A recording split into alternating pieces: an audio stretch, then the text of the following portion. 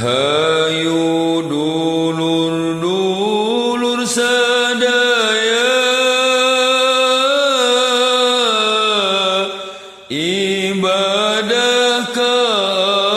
Allah Ta'ala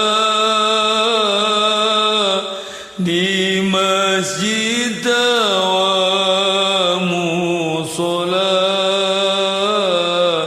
sangkan selamat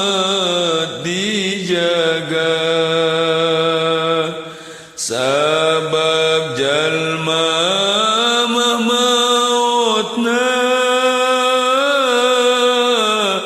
kumaha waktu hirupna dina tingkah merenahna alus jeung goreng akhlakna lamun soleh mah hirupna bakal salamet mautna kitu deui saterasna nepi ka surga tungtungna. Ya Allah nu sifat maurah abdi parinan hidayah sangkan tiasa ibadah mautna husnul khotimah